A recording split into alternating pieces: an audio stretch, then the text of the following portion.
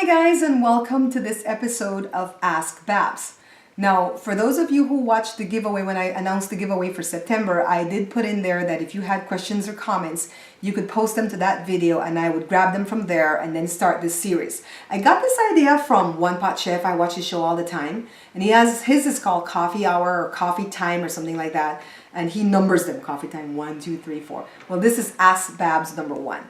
And I've only got a couple of questions, which really helps me out right now because I have to go back to work.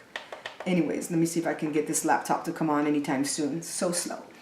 The first question comes from Fat Faces 73, and she asks, "Hey doll," and I just love when she calls me "Hey doll." So awesome, makes me feel gorgeous. Anyways, she says, "Hey doll, what's your favorite cooking utensil and what's the favorite pots that you like to cook in?" So to answer this question, I'm going to take you guys around the house to show you all the different pot sets that I have, because I have several sets, cheap ones to expensive ones, and then I'm going to show you which one I like the best. Take a walk with me.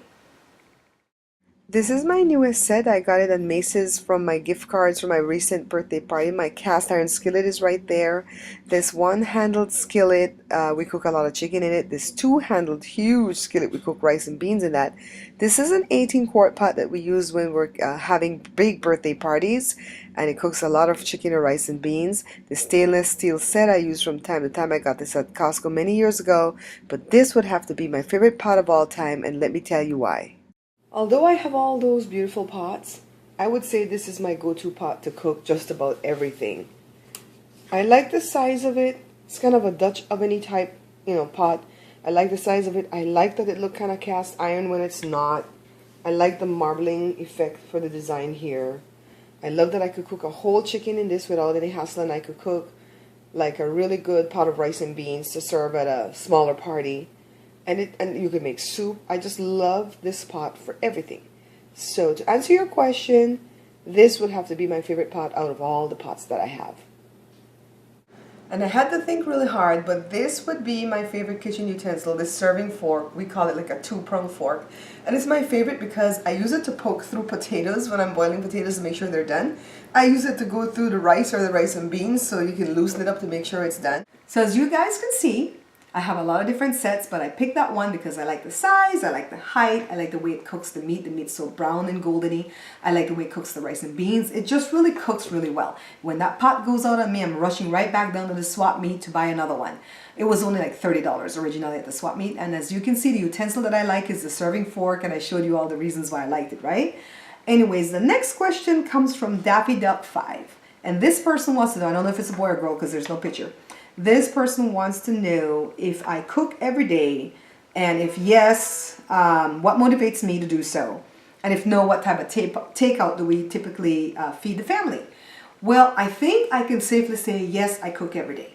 Whenever I have a day off from cooking is because I have leftovers from the prior day. The reason that I cook every day, and this is part of the reason that motivates me too, is because of my health.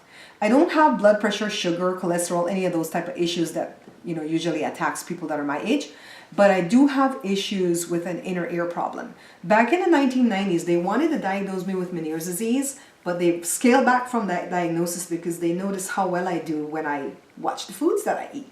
So I don't eat out on the street too much because the food is loaded with sodium and it's also loaded with MSG. There's only a few places that I can eat from, so when we do takeout, we go to this one little place right here.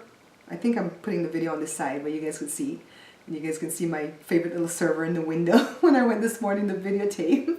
And the chef there is awesome. They're like family. I've been going there over 20 years. And they know what not to put in my food. And basically I can eat there and not get sick. As far as restaurants go, we'd go to like Norm's and we go to Red Lobster. There's not too much that I can eat from Red Lobster because it's loaded with MSG and salt there. And as far as takeout too, the kids like In-N-Out, but I don't eat that. I make the at-home In-N-Out. I have the copycat In-N-Out that I make here. So I think that answers all the parts of your question. What we do for takeout, what motivates me. So what motivates me is my health, okay?